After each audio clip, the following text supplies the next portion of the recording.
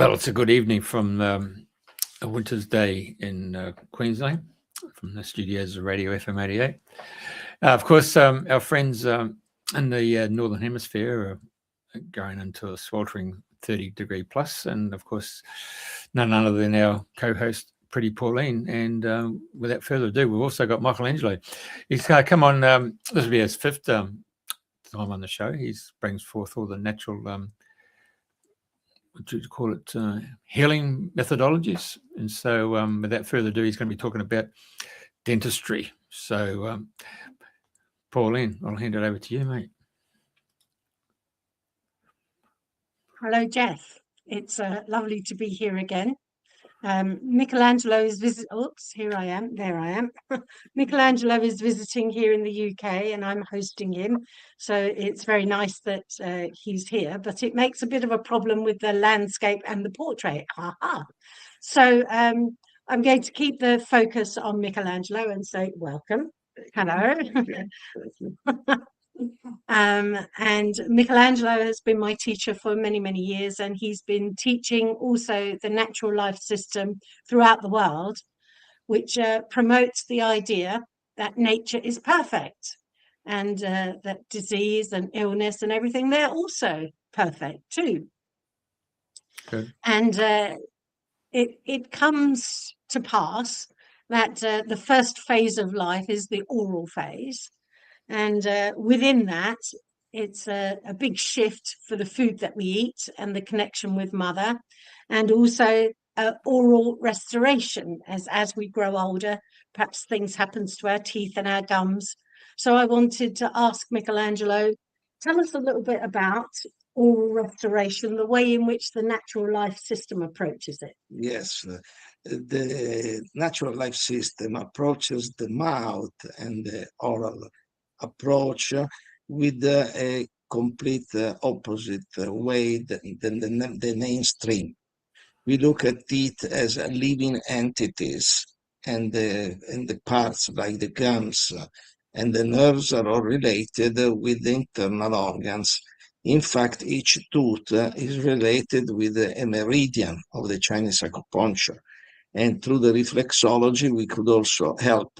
For example, sometimes there are idiopathic pains because the dentists do not know that this pain is there, but they see the tooth is perfect. Because the tooth becomes a sort of signal, like you have in your car on the dashboard.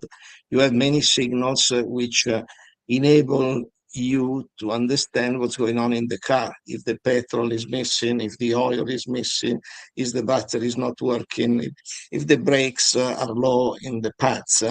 And every time there is a problem, the light switches on. And nobody would be so crazy to go and pull it out or switch off, unless they know what the meaning is carried by this light. And this you can access very easily because you open the glove compartment and you take out the instruction manual in which is written each meaning of each light.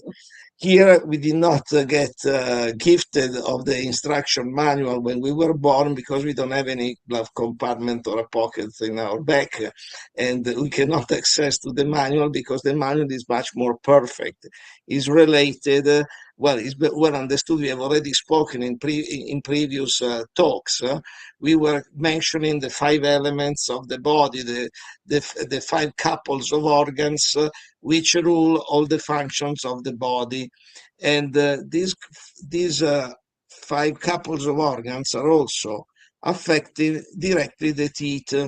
And when you have a certain tooth which is damaging or decaying, or there is a pain in this tooth, we know that the organ related is showing a certain excess of energy that makes the tooth like a sort of fuser or a breaker that has to break when there is too much electricity which runs in the circuit.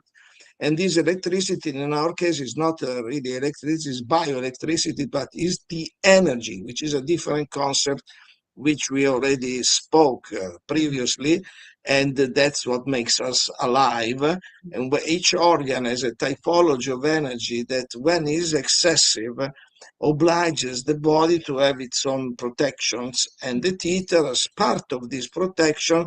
They are less indispensable than a liver or than a heart, that if you miss them, you cannot survive. So when these organs are in a super stress of excess of energy, the tooth related starts to decay or it starts to give problem. In this way, I gave a lecture in East London a few months ago in February, and the title was What the Dentists Don't Tell You.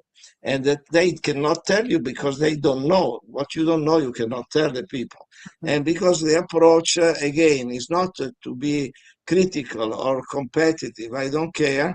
I'm offering what the Chinese already gave the world 5,000 years ago, with the 5 elements of Taoistic medicine, and each tooth which has a decay is the signal that there is a stress or an excess of energy running on the meridian of that organ.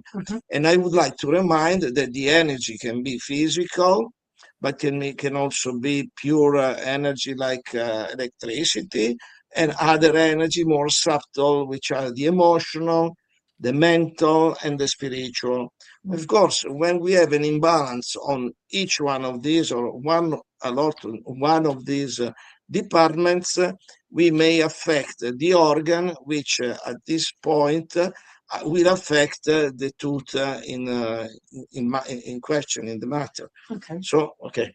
So, for people who don't know about the 5 elements, what are the pairs of organs that we're talking about? Well, we start with the 5 seasons, which is much easier to be understood. We have the year is divided by the Chinese medicine in the 4 seasons that we know, and in each change of season there is a period which is overruled by a couple of organs, which in reality there are 3, but 2 are one couple. Are one organ, like the spleen and the pancreas are one organ, and the stomach is the opposite organ, which creates the energy, the positive and the negative, the empty and the full. And these this pair of organs, they rule the change of when you pass from one season to the other. So then the most, let's say, visible of these 5 seasons, the 5th season, which is related with the element earth, is when there is the change from the summer to the autumn. And that's much more visible because you can see also in nature when the leaves become yellowish and red, and they start to decay, to go down. They're not down yet, but this is the moment in which the nature as a particular color is more visible. When, anyhow, just to mention to the normal practicality, you see that the people who have stomach problems, during the change of the season, they see an increase of their problem, because that's the moment in which the organ is subdued or is obliged to work more, because his role is like the director of the orchestra, that being a normal player during the year, but during its moment has to work more, so cannot give the performance on the physical level of ruling the energy of the body, plus the emotional energy, because all the people who have ulcers and inflammations of the stomach, they have some probably some emotional situations which they cannot handle, or they cannot accept. Maybe they don't forgive, they cannot refrain to over criticize. And the guilt also, it's another energy which is related with the stomach. So with this explanation, you can start to see that there is not only the physical level, but we start to introduce the concept of the emotional level, which also can affect the teeth. In my experience, I've seen already people that have a little decay on some teeth, also working besides Giovanni. We have seen, for example, in Japan, 10 years ago, there was a lady who had only 3 small cavities, and Giovanni was suggesting her to fill them and to protect these 3 teeth.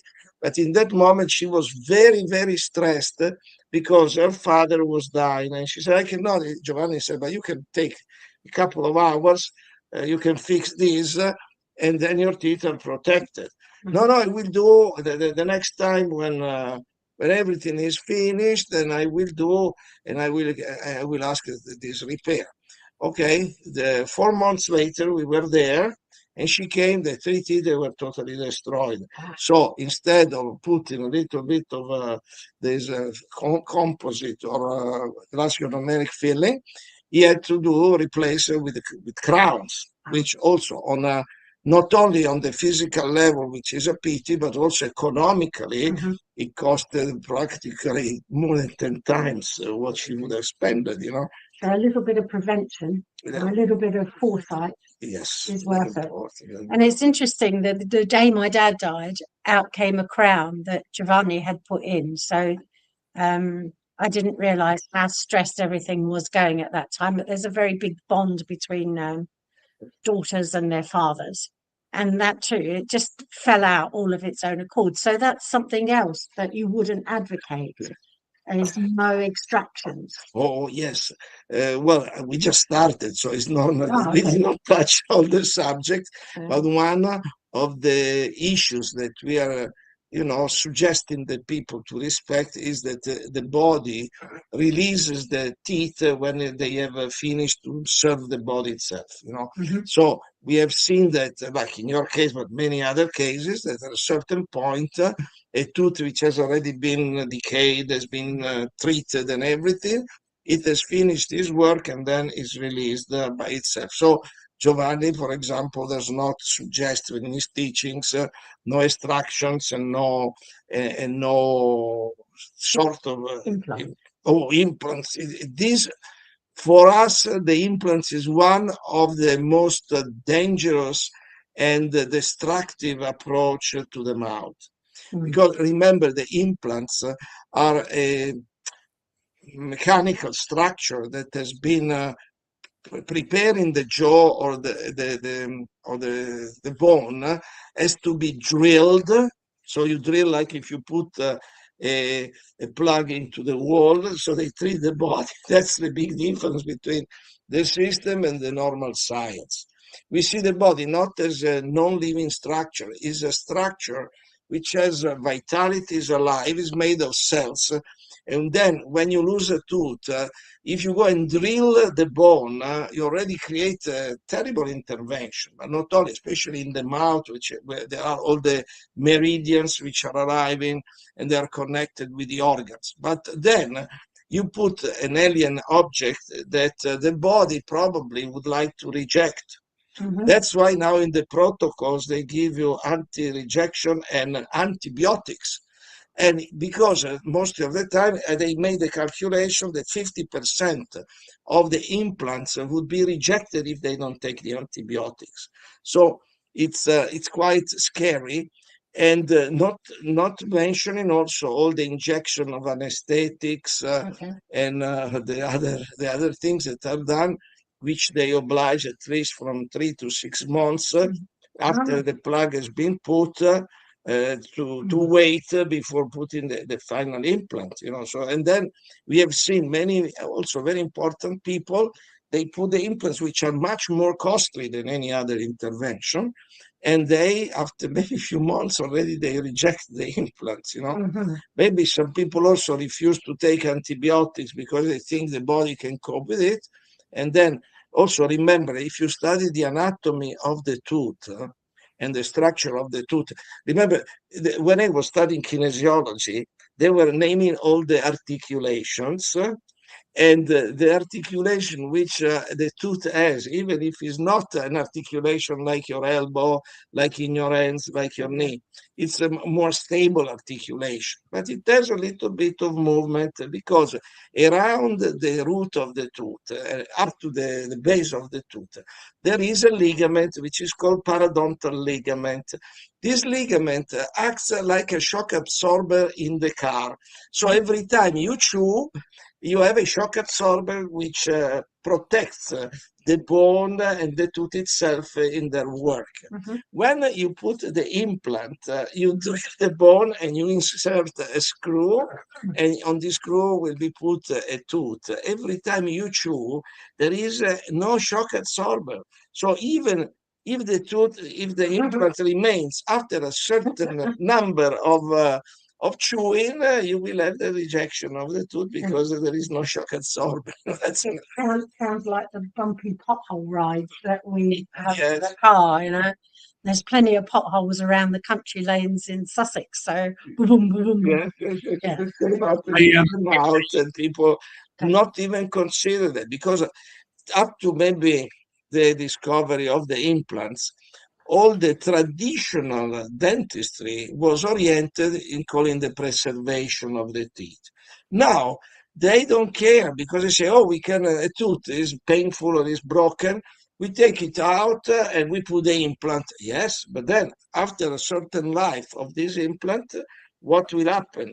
You are without the tooth, and also remembering that the tooth that, for example, with Giovanni, we developed an incredible philosophy in approaching the mouth of the people and ourselves. When you lose a tooth, we have devices which were already known years ago at the maximum of their development, and they are like a sort of braces. They are like plates or deflects. They are different, you know, in which you put in the mouth. They are mobile. So you take them out to wash and clean after you have eaten, but they keep also the teeth in alignment, so that, because when you lose a tooth, and especially if you lose it completely with the root, the teeth start to move, because they tend, like in nature, to fill up the space. And moving the teeth, you also have not anymore the bite, the perfect bite when you chew.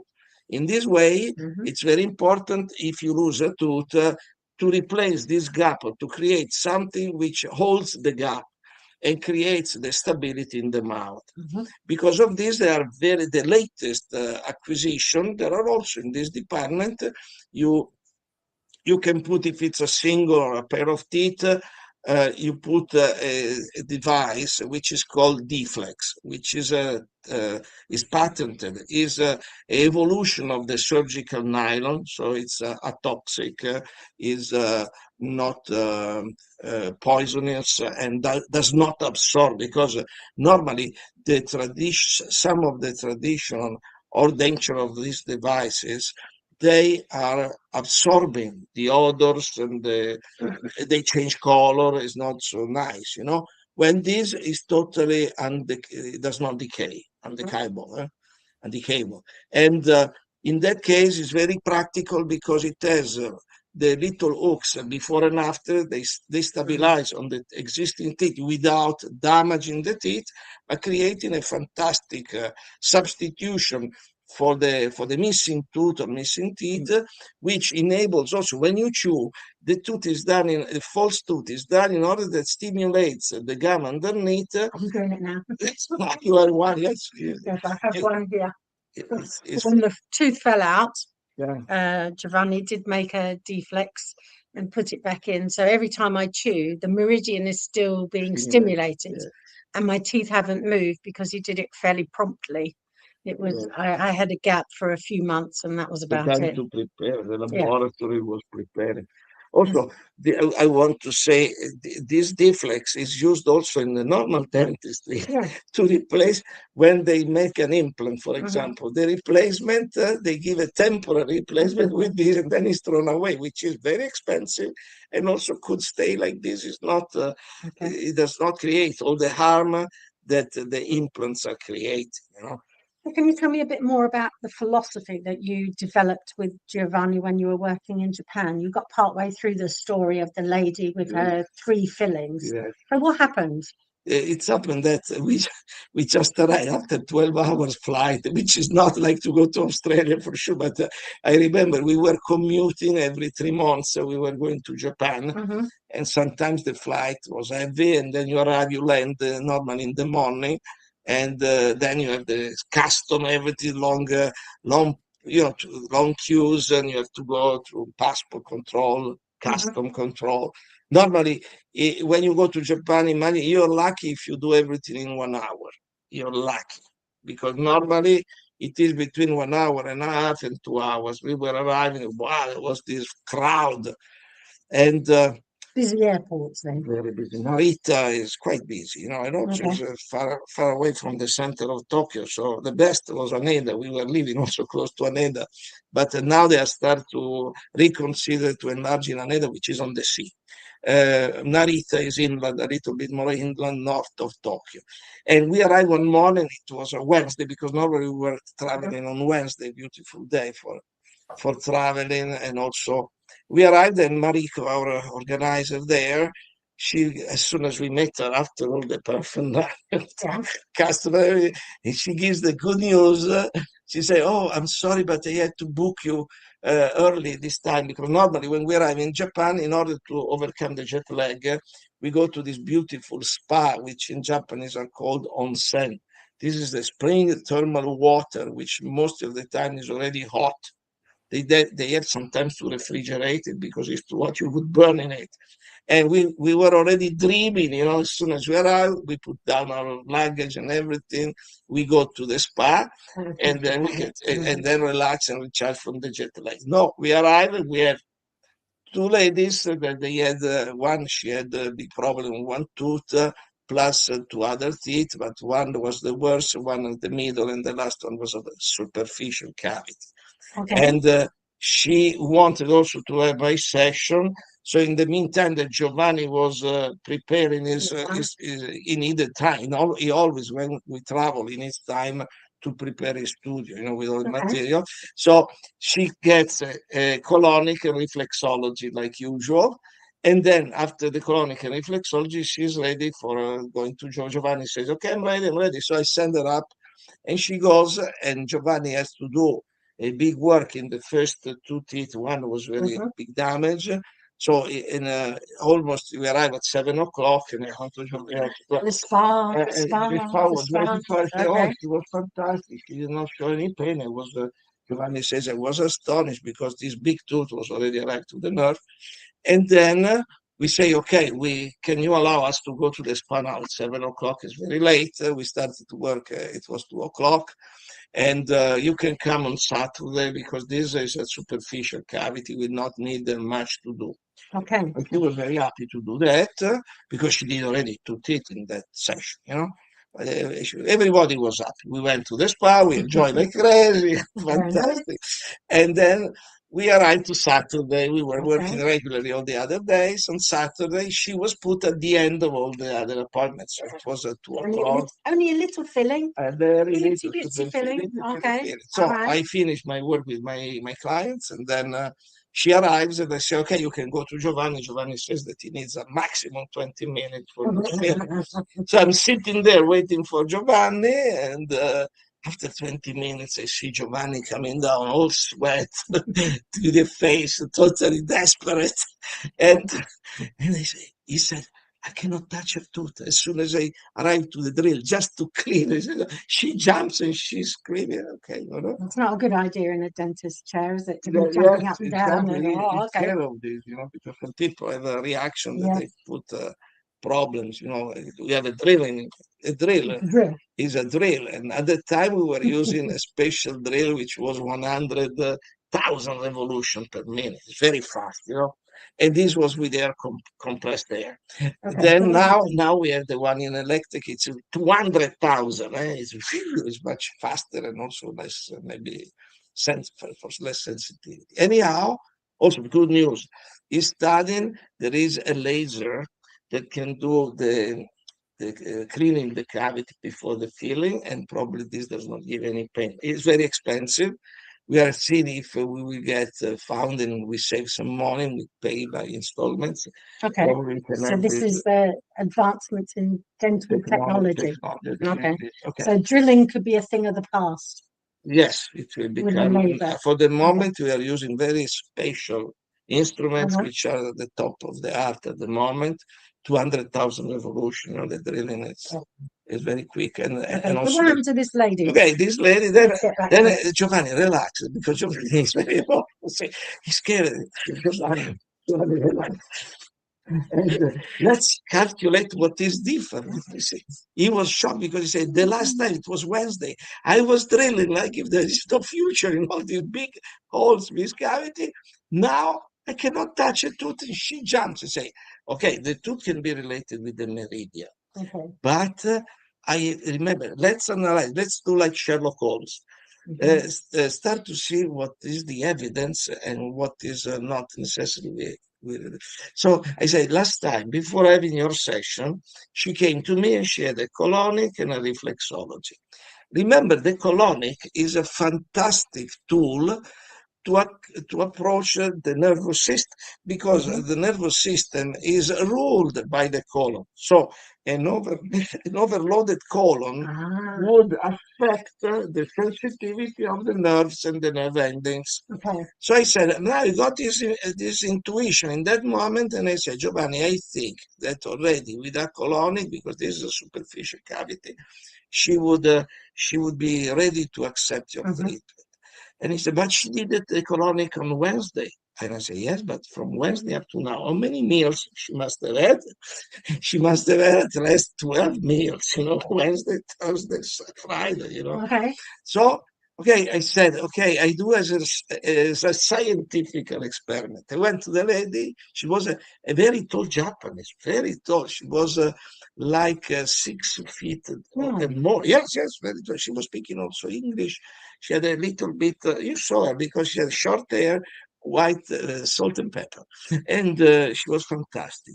And I told her, do you mind if I give you a colonic for free? You're also participating to a scientific experiment. Maybe with this, your sensitivity would diminish. She agreed. And she said, but I paid the same. She said, I had the colonic already on Wednesday. You have eaten for all these days, and probably you did not release perfectly. So so we went and we had the colonic, half an hour. It was not a long colonic. And then I sent her up to Giovanni.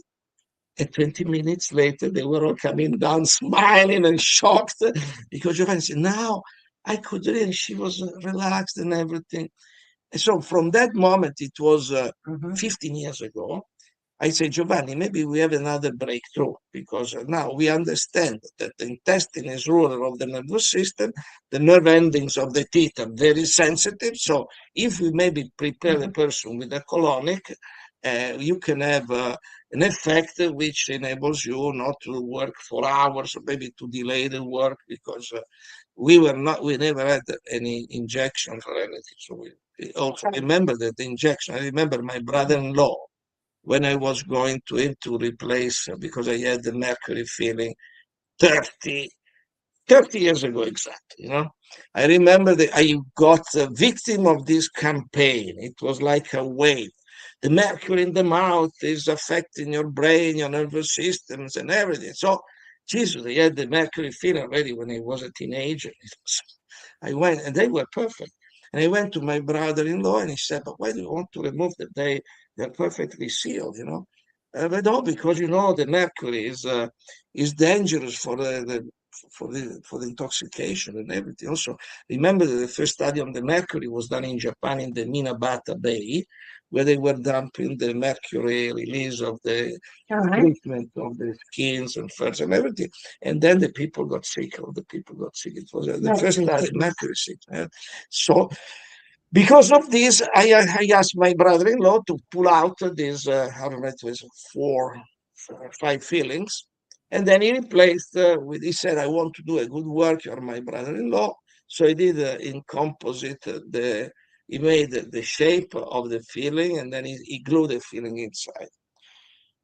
2 years later, I met Giovanni for the first time when he came to me. And he looked at my teeth and said, but you have infiltration there. So he said, be careful. He replaced immediately these, they're like inlays practically. So he replaced clean, and he replaced the inlay with the filling. And then, but he said, be careful, because you have taken out the amalgam before, and my brother-in-law was a little bit heavy, and he wanted to clean the tooth very well, because normally the filling infiltrates in the tooth, so the tooth becomes darker. But then, in order to clean it, the dentist normally they drill a little bit more to make sure that they took off all the mercury, which is mercury, that's mercury filling. But the mercury after amalgam, after a few years, is not effective anymore. I studied this, unfortunately, too late. Okay. When the So damage is there. you did. You So had your mercury or amalgam fillings in taken out. 96, I remember. And then my teeth started to become weaker, because when you take off the amalgam, you also scrape the walls of the tooth.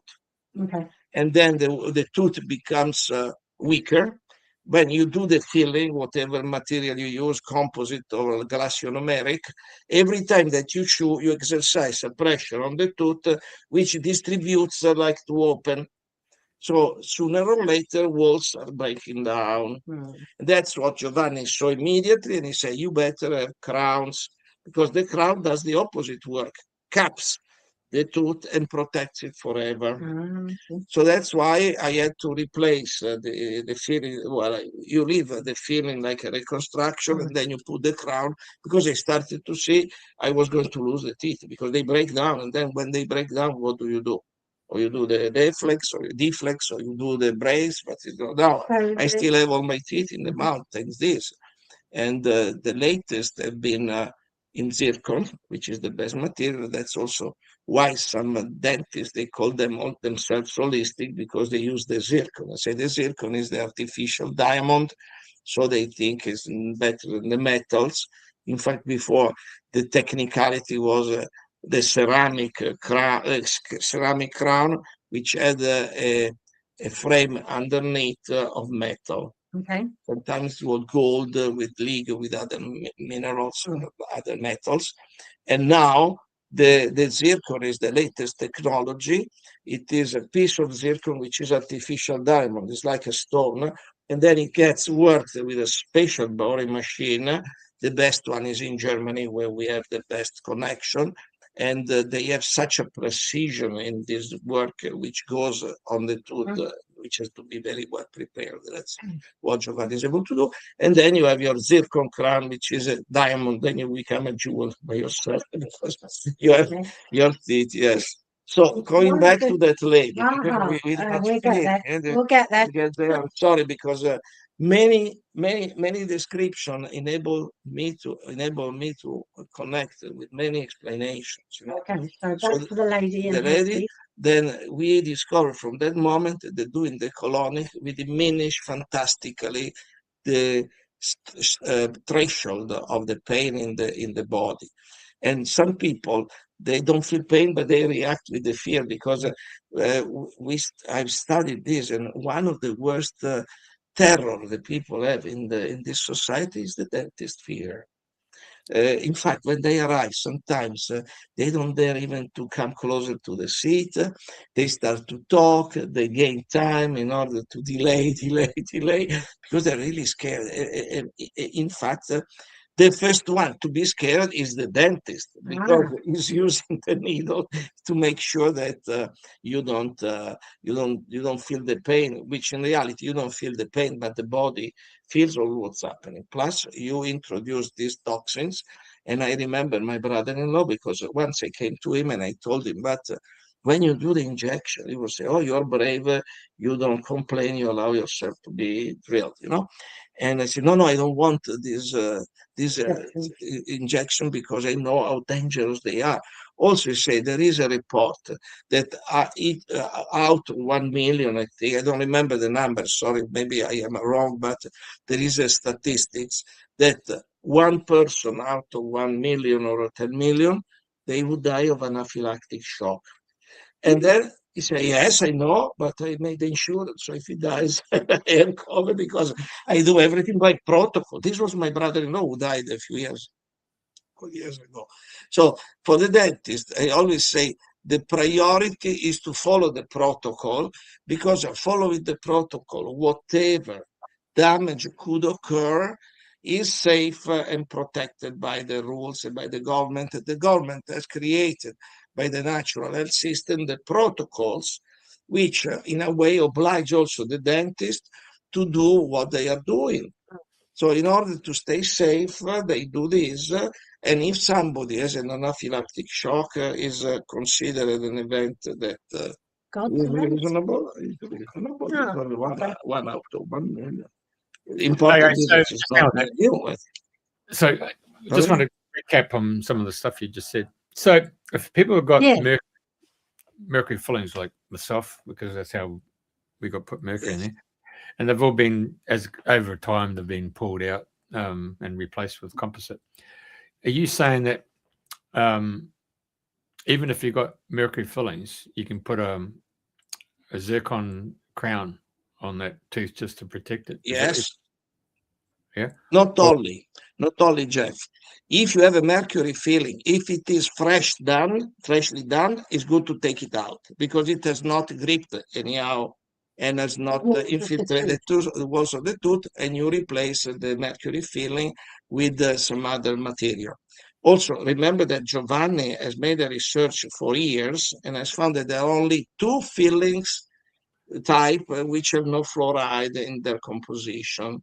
Because normally people are very aware now not to use fluoride, especially in the New Age department, because I was assisting Dr. Marshall when he was going in each village in Canada to promote the non-acceptance of the free fluoridization of the water in the village, because there was a big campaign. They were offering the fluoridization for free. So they say, oh, it's very good for the teeth and everything.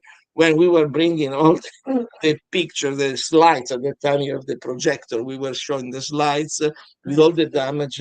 This was 45 years ago, 80. Okay, back to Jeff's point about if you've got a mercury filling. It's better to, if it's older than 5 years, don't be worried. The damage that the mercury could have created has already been done. So now you are only enjoying the benefit of this filling, which creates a situation in the tooth which protects in a way the tooth. We see sometimes fillings which are 40 years old and the tooth is perfect. And Giovanni say, preserve it, give an eye once in a while, check that does not lose the border seal. Because if this breaks down, then there is the possibility of an infiltration, and this infiltration will accelerate the decay of the tooth. Okay, so is that the point that you were making, Jeff? That in fact, most of mine, as kids, we called it the murder house. Yep. So yeah, the schools had dental nurses there, so you had that old-fashioned drill, and it was slower. Yeah, it was really slow. And of course, I think they really looking for anybody cavity to get into it. Yep. So the question is, some of those are 50 years old. Yeah. So they're okay. You don't have to get them taken out. Yeah. No. Don't touch them. Only check with a good, intelligent, and responsible dentist that they are not infiltrated. So it means that the board, let's say this is the tooth as a cavity, there is a filling of a mercury filling amalgam. So there we go. Yes, but you have to understand that the border where the filling is arriving has to be perfectly in contact with the walls. Then this will forbids to infiltrate. Right. Then if this is breaking down, then it's time to take it out. But sometimes it takes out, like with a little leverage, it comes out. Pops out. Yeah. When it's time to come out. When it has already been infiltrated. Okay. Otherwise, it does not come out like this. It's glued, practically grips on the walls, and is perfectly protecting the tooth. Yeah. So you have your tooth much more protected, because if you take off the filling, unfortunately, as I told you before, they have to drill part of the walls, and this makes the walls thinner, and then they can break much easier. So at that point, just to reassure Jeff that his teeth and if you've got mercury fillings, don't worry, they are all leave them there. They Oh my- protect your teeth, and the damage they have done when they put inside of you. So Fine. the body is adjusted to the understand. So my next to the question, idea of them. a Yeah. couple of weeks ago, right inside the gum, right at the towards the back wisdom tooth, a little pocket of a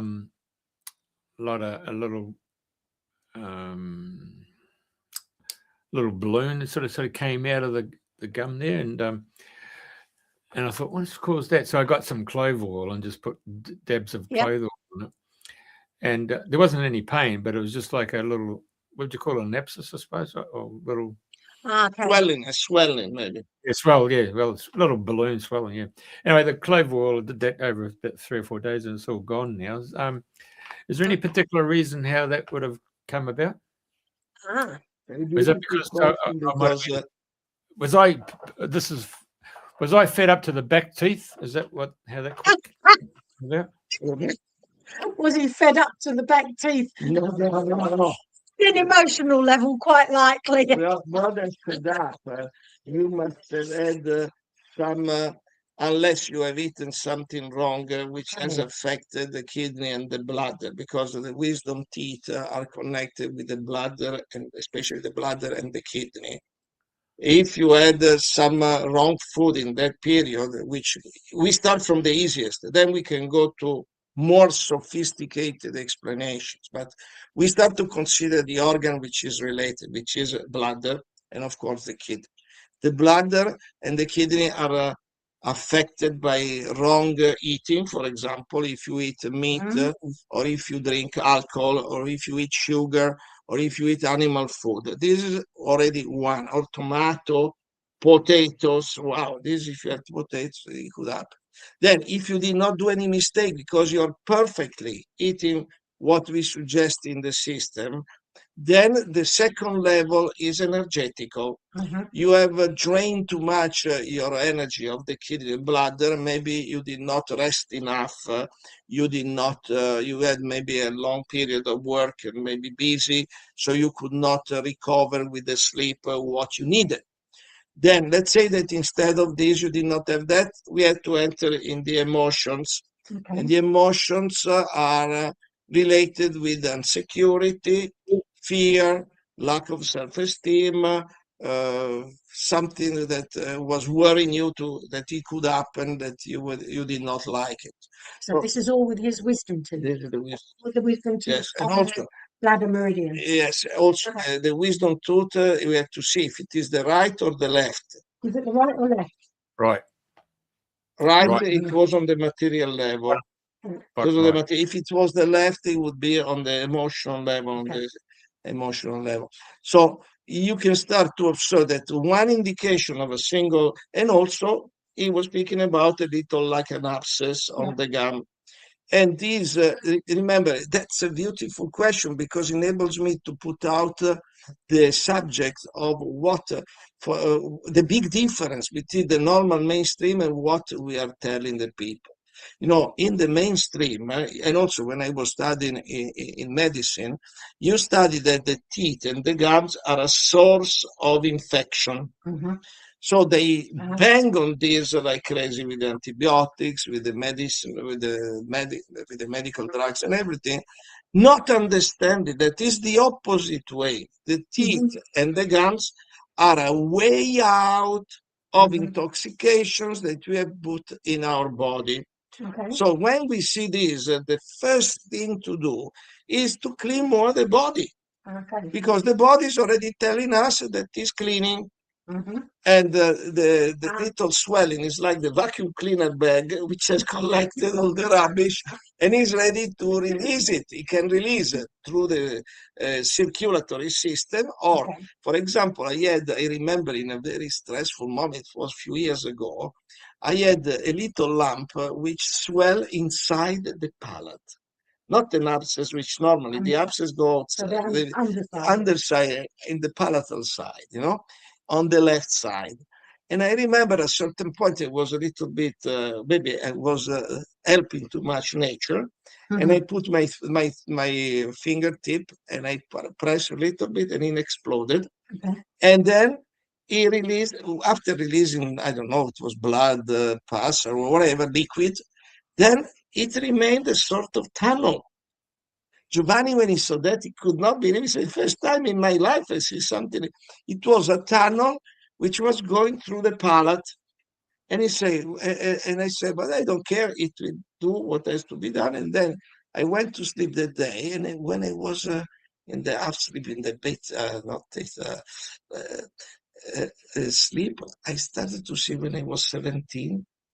And I remember when they did the filling of this tooth beside, they gave me an injection, which I almost fainted for the pain. They touched probably some nerve or something, and I was almost collapsing. And this probably after maybe 55 years, or 50 years, my body was having the way to release out what has been, violently given to the body. So this was also fantastic because Giovanni, then in few months, I went also to India, I still had this, and then after he finished, and it's closed up. Okay. So when there are these, it's good what you did with the clove oil. You can use also the coconut oil with a drop of clove oil. You can do the mouth pulling even twice a day. This helps exteriorly, but the real interior help has to be cleaning the intestine, cleaning the liver, because remember that the gum is strictly related with the liver. So when you have gum problems, you have always to look at the organ which is connected with it.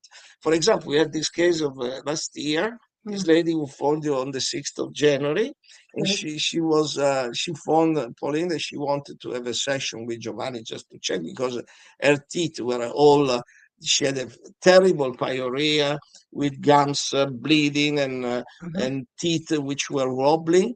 And then she was diagnosed that she had to pull out all her teeth, put implants like they did with David, the same, And so Pauline, she told her, Giovanni is not here, he will be here in 2 months. But in these 2 months, you can prepare yourself to receive his visit. So eating the right food. And it was the 6th of January. Then Giovanni... Epiphany, yes. Then Giovanni came here on the 12th of February. Then we started to see all the people who had already the appointments, and this lady probably fell out of the grid, so the net. And then at the end of his stay, we said, but this lady that she phoned you on the side, because sometimes I have these memories coming up to me, and she phoned her, and she said, at the moment, I don't need your intervention because my teeth and my gums are perfect. She had only changed the food. This is a matter of good luck and goodwill, because as soon as she has been given the list of yes, no food, she applied immediately, and she saw this result in less than 1 month, in 1 month and a half. And then she came in June, I think, because she said, now I have time, I can just have a check just to see if there is anything to be done. But she was phenomenally satisfied, and for us is the best achievement, because it's not when you intervene, the damage has already been done. Instead, if you can prevent, as you said before, and she has now firm teeth, good mouth. Also, normally, when there is this situation, all the people have to be very careful because they can have also bad breath from the gums. This releases material which is rotting. So in this way, Giovanni is using a great help is the laser treatment with oxygen peroxide, because with the laser, you put the oxygen peroxide between the gum and the tooth. And then with the laser, you stimulate this oxygen peroxide, which will become ozone. Okay. In this way, this ozone is clearing and sanitizing the situation, and the people immediately feel the benefit. But we say, don't throw away the benefit. If you keep on eating the wrong food, you will recreate the situation. We are not here to milk the people to do the things. But we are helping the people to find the right way. When we don't, yes. I just want to ask Jeff. How do you cleanse the liver? Pardon? How do you cleanse the liver? How do you clean the liver? Very good question, Jeff. Maybe we should go in the old meeting we had, the liver, first way to clean the liver is to avoid to intoxicate the liver. Stop intoxication, because as soon as you stop the intoxication, already the liver starts to work in self-cleaning. You want to help, okay, there are foods which you must feel you love them, otherwise don't use them. But the sour food, let's say like fruits which are sour, is like the sour cherry or the, well, no, not so many, the strawberries now, they are all unfortunately not only sweet, they are genetically manipulated. There is the risk that they are genetically manipulated. Other sour things? The citrus fruits, the kiwi, that very good, especially the yellow kiwi. Some people, the green kiwi, they don't like, but the yellow kiwi can be very good. Everything which has a lot of citric acid in it, because it's a beneficial for the liver. Sauerkraut, phenomenal. I love sauerkraut. Yeah. Any of them resonating with you, Jeff? You must love them, otherwise, or like them. If you feel a rejection, don't have them, because means that there is another organ which is opposite of the liver, which maybe likes to work in balancing the liver. So the opposite organ of the liver is the intestine and the lung, and this likes the spicy food, and the other opposite organ is the spleen, stomach, and pancreas, which like the sweet taste. Okay. So we have to check always in this department what you like most, in order to understand also how the body is reacting, because not always all the body they work mathematically the same procedure. Each organ has its own frame, its own program of self-balancing and cleaning. Also remember that the emotions are also very important in affecting the energy of the organs, which then have to produce a certain result. Anyhow, they are fantastic. The greens also fantastic for the liver, all which have the green, which is magnesium, the chlorophyll, and very good herbs for the liver are the dandelion, the thistle, the milk thistle, and the artichoke. They are also very good. Do you like any of those? Well, I'll tell you, I do make a juice. I use celery, carrots, apple, green apples, a big pardon, pears. I throw in lemons, limes, beetroot, and sometimes I get oranges if it's. I always get local stuff. I don't get the imported. Yeah. Good. If you know the fruit which is called sea buckthorn. Sea buckthorn is an orangey taste. It's awful, but for example, when you like it, it means that your liver is asking for it together with the stomach. And it has one of the highest level of vitamin C, which in your body then, if the liver is okay after it's clean, becomes vitamin B12. That's a big problem. We were speaking in the previous lectures. Valida do a juice of that. What? Valida. They do a juice of sea buckthorn. They do in Tuscany, exactly, where my neighbor does this for Valida. Yes. Yes. So he collects the berries. They have a big organic industrial farming. They collect the berries, like fruits, and then they process them in a beautiful. Do you have them in Australia? What's that, goji berry? No, not goji berries. Sea buckthorn. No, SEABUCKTHORNE. No, I can't recall, but there might be someone watching who might be up. Don't remember. Anyhow, what about the goji berry? Not good, eh? Remember, you say the goji berry, they are nightshades. They are no good for us. Even they promote from the advertisement that they are good for the health. The goji berry are the same family like the tomatoes, the potatoes, nightshades. Yes. Okay. So what we said. Yeah, you get a bit sidetracked, yes. Because the subject. Yoga. When I was over in Greece last year, the Greeks have their breakfast there where they have the muesli and fresh fruit, and then they put honey, and then they put yogurt. Yeah. And when I come back to Australia, that's been my new go-to breakfast. Is there any benefit? I mean, I can feel the benefit of having the honey. It's pure honey. I get that straight from the beekeeper. So what about the yogurt? What's the benefit of having yogurt? Is that a probiotic? Vegetable yogurt, not animal yogurt. Remember, because we are speaking about the vibration that you put into your body. Remember, maybe we had a talk on the spleen. Spleen cleaning, heaven on earth. Yes. Spleen is affected by all the animal frequencies, so it's better to avoid them. And the yogurt is processed by these bacillus, but if there is the cow or sheep or goat milk, it's not suggestible to the people. I prefer that you try, maybe there are very good coconut milk yogurt. Now they are starting in Italy, they do the rice milk, the sprouted rice milk yogurt.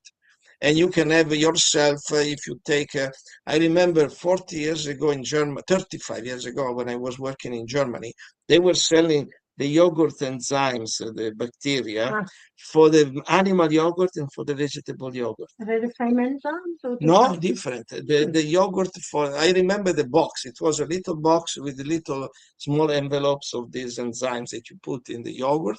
And then from that you can start it's like yes. And the blue one was for the animal yogurt and the green one for just to remind, it was beautiful.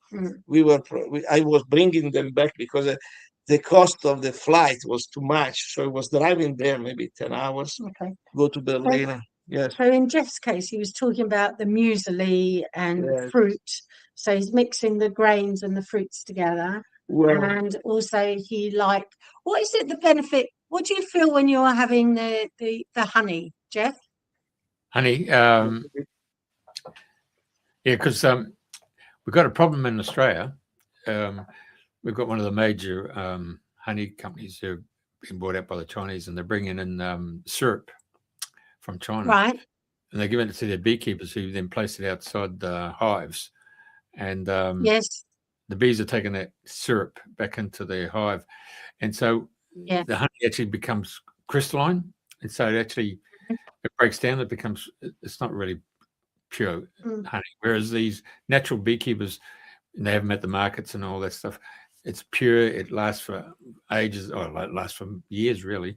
So I've noticed that when you have the honey there, even if it's a tablespoon and you put it on that cereal, it seems to bind everything. And of course, you think of the gods, from Egypt and all that stuff, pharaohs, which was drinking, it was honey and ambrosia, wasn't it? Yes. And also I've seen it here in England where the beekeepers are using icing sugar to feed the bees. And it has the same effect on the bees as it has on us. So not only. We have to study the digestive system of the bees. And the honey is the perfect food for them. They have the honey as their own food. When we take off the food from them and we substitute with all this crap that we have created, we decay the bees, and they start to have the immunity system and the nervous system. They get crazy, And it's so crazy. Yes, and they start to be attacking and everything. And when we should not use the honey, because in order to digest the honey, we need a lot of enzymes that they are difficult. We're not bees. We are not bees, yes. The digestive system of the bee is perfect for them, for their honey. In fact, they use also another terrible stuff that is used now is this syrup, agave syrup. Agave syrup. Be careful, because I have already reports of many people, the agave syrup is decaying your teeth, like melting your teeth. And so be careful. What we suggest that you use or maple syrup, which is quite acceptable, the malts. Malts, the easiest is barley or rice or any grain. You get those in Australia, Jeff? Rice malt, barley malt. In order to make the bread, they have to use some. I believe so. I believe that's there. Yeah. My favourite was millet malt many years ago, but it hasn't been in England for about Germany. Yeah, but it hasn't been in England for about 18 years now, and it tasted like liquid toffee. It was so delicious. The next time we go to Germany, maybe it's good to buy maybe a bucket. Like with many other things, you know, it's interesting. Okay. Also in the European community, I can order in Italy. When we come here, we can. So Jeff's little abscess, and you put some clove oil on it. Yeah, it's about a week. Just a dab of it in the morning, and then Or at the night. tip of a Gum. I just put it on my finger and just dipped it. earbud thing, you know. I just use my finger. And just, All right. And what time of the year was it? What month? Because you're the opposite down under. yeah, so it'd been in June, the last week of June. June, last week of June. So that's winter time, isn't it? It's your full winter. Yeah, you see, winter is also the season of the kidney. Okay. So the kidney is trying to give you some signals you better keep in consideration. Signals it means they need more respect. You have not to abuse the energy of the kidney. Finish. And then the food is one, but it can be the stress, it can be some situation, whatever. Okay, I want to ask you a question because somebody contacted me yesterday about their child, a 5-year-old child. So I'm assuming that 5-year-old child has milk teeth and hasn't yet got their second teeth. But the dentist wanted to fill it. Well, it depends because we consider in the natural life system, we consider the milky teeth like the sweeper. They collect all the toxins and everything to have the new teeth more healthier and more strong. So they can have cavities, but the cavities in the milky teeth, you can feel them, but they fall out also. It's not. Why? Because the grip, there is not the same enamel and the structure of the normal tooth.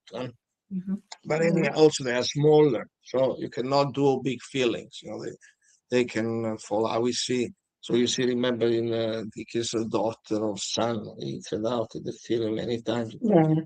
But that's okay because the milky teeth, they have to be respected and to be understood. They are also related with the organs, but they change because the milky teeth weighs much less than when we have the full set of teeth. And of course, they tell us also what's happening in the food level and in the emotional level of these children. Okay. So it's very important. Sometimes, especially if the child is 5 years old, as Rudolf Steiner say, the child is the expression of the inner world of the mother. So the child is expressing what the mother does not, because she's a rational person. Certain emotions, certain feelings maybe could not be expressed. Social, relational, whatever. So she keeps this inside. So when I look at the mouth of the children, and I see the teeth decaying on the milky teeth level, we understand that there is a food mistake for sure. Then there is an emotional mistake. It could be, but not of the child. The child has not big emotional mistakes. The imbalance is always related to a mother's situation. If she has some problems with the father or with the economy, with the organization, if she has some stress or whatever, this becomes interesting because we can understand that through the milky teeth decaying what's happening in the mother, not in the child. Yes. Whoa. Yeah. Hold on, let's say that again. That the child is expressing what the mother is holding inside. Up to the 6th year, especially, sometimes also later, but normally in the first years of age. Remember, Rudolf Steiner said that child and mother are one unit. Only they are physically separated, energetically they are one. And the child has not yet the rational mind which has been developed, so expresses naturally what the mother is experiencing inside. Okay. Is it clear? Yeah, I think so. Yes. So the talk title or the conversation we were going to have is what the dentists won't tell you. So first of all, they won't tell you what they don't know. Exactly. That's fair enough. Okay, we can forgive them all for that. Yes. And Also, in they their tell behavior. you what. Imagine if you could go to the medical university. Sometimes I was always laughing because I've been 5 years in the medical university. It is like to go to the military academy. You have to stay in the discipline. What has been told you, you have to stay with the rules, with the protocols and everything. So you should not dare to think different, because it's like if you are a deserter or you are a traitor, and you cannot even, some people are in such a good faith, they cannot imagine that the big boss, the big teacher is teaching you crap, because because this is for nature is crap. Also, they don't study anymore the philosophy, which let's say 50 years ago, let's say 60, because 60 years ago, I attended the school, the secondary school, which in Italy was only for those who have to become doctors. Okay. So if you went to the medical university, you could not access if you had another diploma. You must have this diploma, which was the humanistic school. It was called in Italian Liceo Classico, because in that school you study philosophy, you study the Greek language, you study the history of the Romans, the Greek and everything very deeply, because the concept was that a doctor has to deal with a human person, with a human being. So dealing with him, you cannot deal with a car, he's not a mechanic. But in the last 200, 300 years, the philosophy and the methodology has taught the scientists to consider the human body as a machine, as a mechanical machine. So that's why now the best surgeons, and maybe some, now in Italy, now they start to change because they see the disaster they have done. But because the doctor is like a mechanic dealing with your car. You go to the dealers because you have to do the MOT, you have to do the annual check, and they do the same like they do the doctors now. They have a computer, they plug the computer, they see all the data. You take this blood sample and they check all the ingredients. They say, oh, you have the liver, you have the transaminases, you have the talking all the dates that they have, but the doctor does not do anything anymore. I would like to remember and to remind in this. You give me such a beautiful opportunity to give this message to the people that 30 years ago, the hardest subject in the medical school was the semiotic. Semiotic is a subject which obliges you to study the science of the body. So the doctor's most important subject that he had to study was very difficult. He had to know all the science that the body was given in order to understand what the body was doing. So he had to be expert in smelling the odor of the skin, the odor of the breath, the odor of the feces, the odor of the urine. He was also testing the urine. They had to test the urine because from the urine they could understand. But you had to study this. Also the lines of the wrinkles, the colors of the bottom of the eyes, the noise. I don't know if you remember, when I was a child, my mother was taking me to the doctor. The doctor was telling you to say a special word with the R, 33. It's a number, because doing this, 33, you vibrate your vocal cords and everything. So with the phonendo, he was listening to the lungs and to what was happening in your chest. He was doing this. This was 70 years. Jesus. Yes. I still remember because the doctor was living. We were living in the mountains, and then our house was on top, and the doctor's house was just maybe 200 meters below. So we were walking down, and I was always afraid when I had to go. I don't know why. But then, if you know my story of the early trauma which I received, now I could understand. I was terrified to go to the doctors. And everything. So the doctors would study all of the 5 senses in the body of another And the person. secretion of the And the sense secretion, organ, because also the smell of Symbiote. the earwax, the type of the mucus. Yeah. Yes. So that's 130 years ago. The Okay. best doctor had Wow. these tools to understand what was happening in the Okay. body. Even if it was still based, they were still using the herbs. They were using the mugwort. They were using these herbs. Okay. But the most important subject it was semiotic. Now, if you go to the medical university, semiotic is a chapter of a subject which is called the history of medicine, which is not compulsory. You cannot even study that because it's not considered important in your plan of study, And that's what tells you what we have changed, and we need to come back to the origin. The Chinese doctor was paid if his patients were healthy.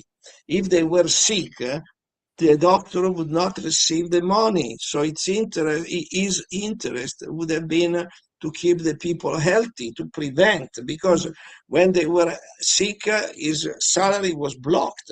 So the same here, it's the opposite. Now, if there is no sickness, the doctor cannot have revenue, because what do they do there?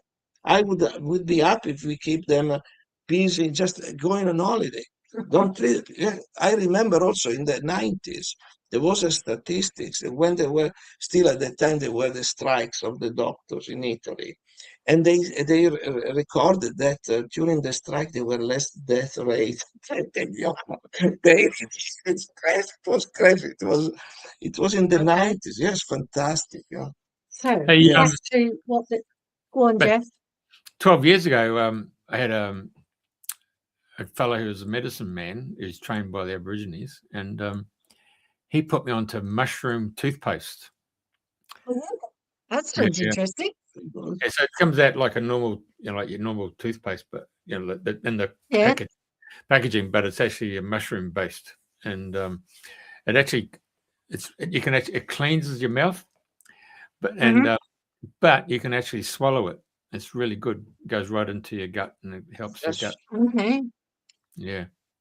So edible toothpaste. that's my go-to. Yeah. Yeah. Wow. You're still using it? Yeah, I still use it. Yeah, I get them in. And it costs about 60. I think it's about $64. You get three tubes of 250 grams each. So they last. You only have to put a little smidgen on it, because once it goes into your mouth, it just expands. And mushrooms have an affinity with the heart, isn't it? Or no, the shiitake mushroom, because it depends what mushrooms he's using. Maybe the maitake.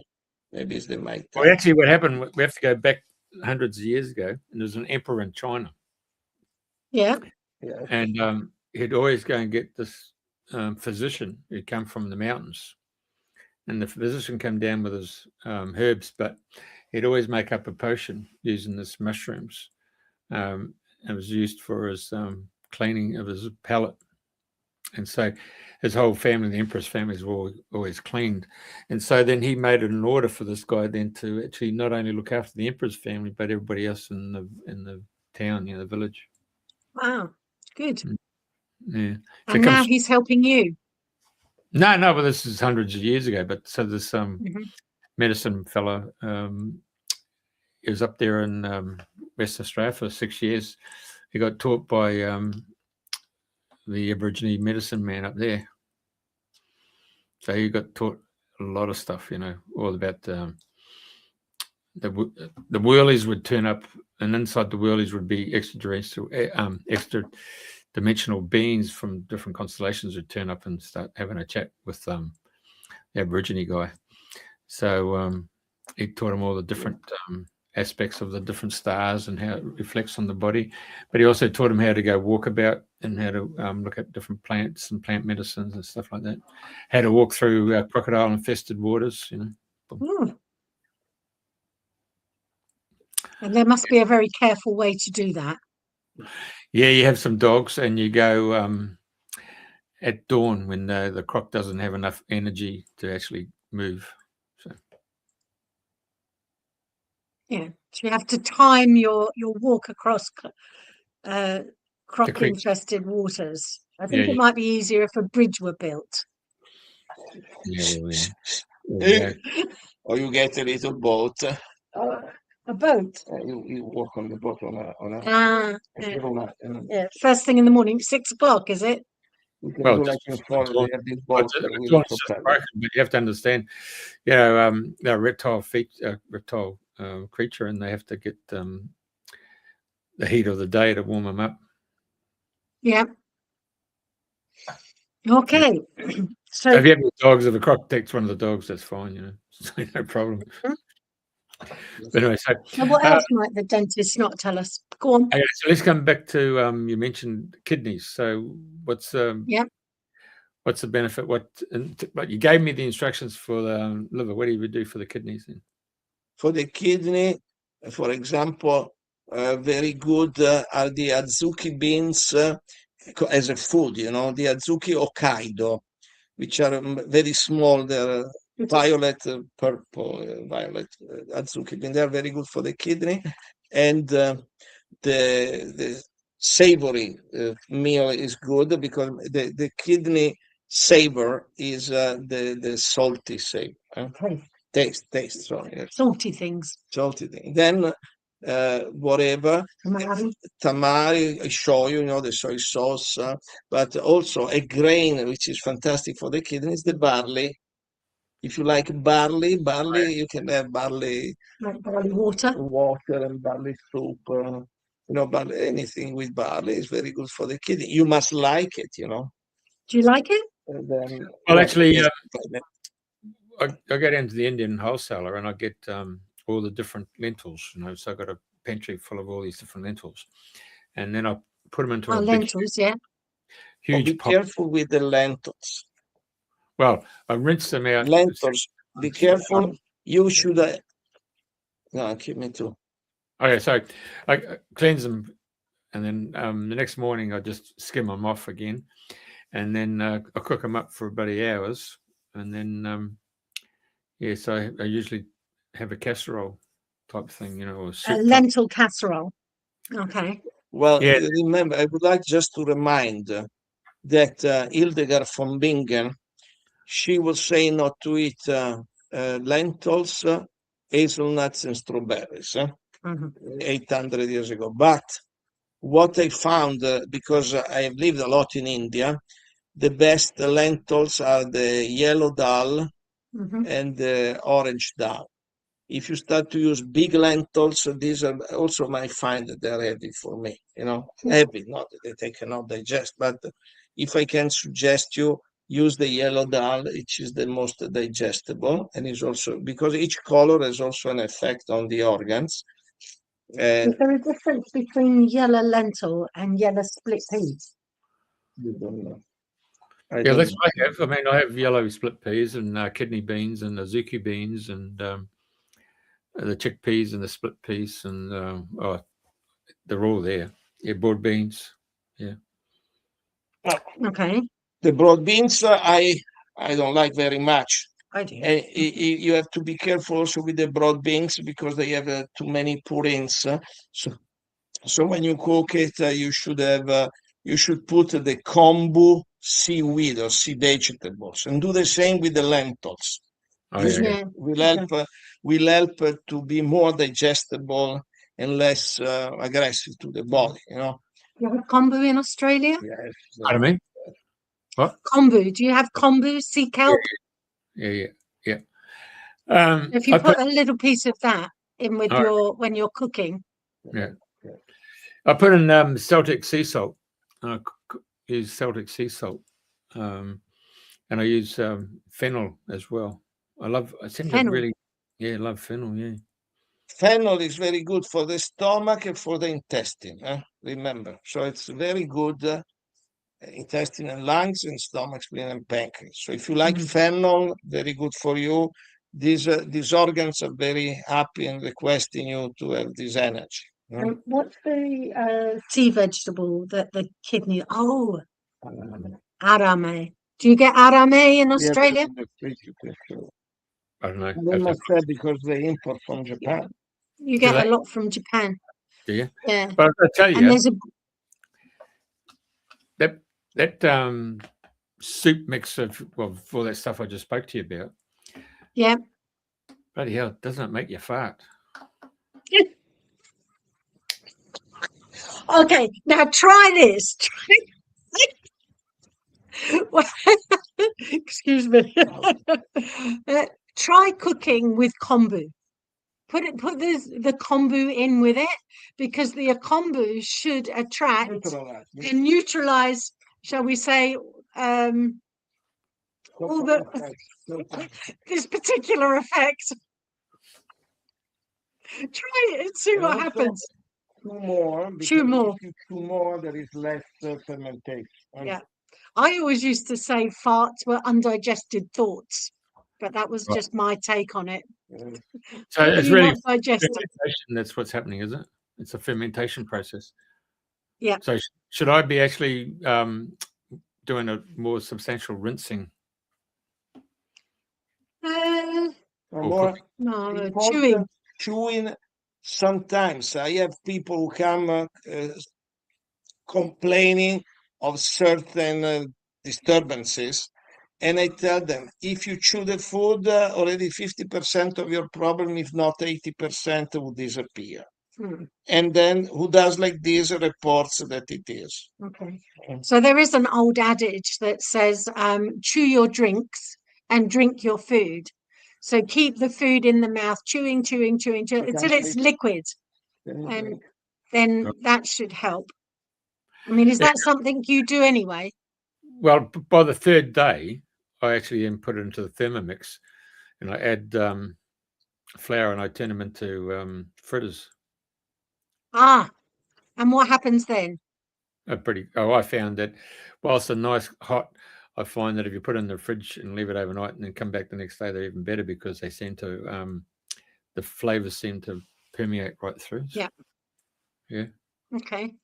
Well, if you get yourself some kombu, clean up all your lentils the way you like them. Yeah. What else do you do with it? Let me see if you've put it. Even if you cook the fruit, cooked fruit is different. Different, yes. Also, dried fruits and cooked fruits can be mixed, because they already changed the pH. But then, of course, you need to chew thoroughly what you are eating. If you don't, it's a disaster. So with rice, when I cook the rice, I put shredded coconut in with the rice, and then nice. So I just put a bit more layer of water on top, and then just wait for it to boil to the top, and then I just turn everything off, and it just the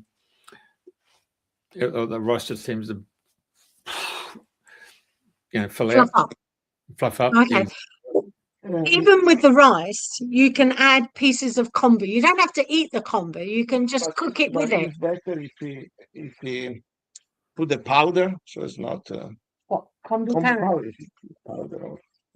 All right. So you can eat in the body. The kombu neutralizes the heavy metal, the radiation, and what are they called? The free radicals. Free radicals, yes. So the kombu is a fantastic. Kombu, you get that in the health food shop, would you? Can you say that again? We didn't quite hear it. That kombu, do you get it at a health food shop, or you get that at a general store? You find also in the Chinese shop, in the ethnic shops, you can find the kombu. It's very easy. In the health food shop, for sure, must be, because it's one of the base of a healthy nutrition, so it's big fat seaweed, lengths of seaweed. Yeah, but sometimes they use powder on pieces, because they cut already, they prepare. Perhaps just Yeah, Google it and see what happens. we got a lot of Japanese and Chinese supermarkets. Yeah, Japanese will have it for sure. Also, the Tororo kombu, Mm. they are the marinated kombu shredded. Mhm. Right. So they sometimes they are marinated in the vinegar, in the rice vinegar, then dried again and then shredded. If you go in Asakusa Temple in Tokyo, there is an old man that stays in a little kiosk. He's sitting there and he's shredding the kombu, because the kombu is very big. You know, with one foot he holds the end of the kombu, with the other hand holds the kombu, and then with a very sharp razor blade, he does all these they look like air, you know.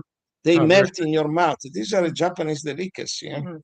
Well, Right. kombu is a major contribution to digestibility for all grains, for everything that pasta, Anything. pasta, noodles, everything. Just put a piece in when you're cooking with it, Okay. and you don't have to eat. You can whip it out, but it will. Yeah, you like to eat it Well, it's better if it is with a powder. powder, or this you can make like blend. You know, just make like when it's the combo after it's been cooked, it's very Yeah. soft. So Yeah. you can blend it. This All is right. great, you know. Hmm. Yeah. So Funny you'll enough, have to report back. oh, yeah. Well, the last 3 months I've had a taste for very Japanese food, and there's a restaurant that's opened up just down the road here, and it's all fresh. It's wonderful, isn't it? Oh, great. Very Yeah, digestible. they probably know the secrets of kombu. And Mm. arami. Arami is a very nice sea vegetable For the kidney. for the kidney. Arame. And Okay. there's a beautiful delicacy that We make it. we make here. We serve Japanese recipe. it's Yeah. a Japanese recipe.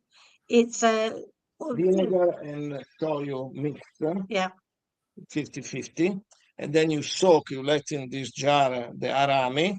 Mhm. They soften up, and then you can use as a delicacy, like to garnish the meals and everything. Giovanni's crazy for that. Yeah, you can sprinkle them on top of rice or on top of anything. Uh, Very good. You put on avocado, it's fantastic. he likes it, yeah. Got Okay. it. Yeah. So All right. have we got anything else to say about what the dentists won't tell us? So there's first of all their behavior and the fear of pain. It's not their fault. They are trained to be like Now, the this. secret is Now, the laser thing using ozone. Yeah. Yeah. this is interesting. But he uses also the laser when he has to put the crown, when the gum is grown too much, so would not allow the crown to be fit properly. Mhm. The laser also burns the gum in order to create the space, and it's not painful. It's fantastic. So he has created the space to arrive to the length of the crown, which is safer and durable. Mm. Good. And there's Okay. also that lady What? who came to us that she was told that she would need to have a laser treatment every 3 months for the rest of her life. No, Right. that's the orthodontic. No, the laser lady.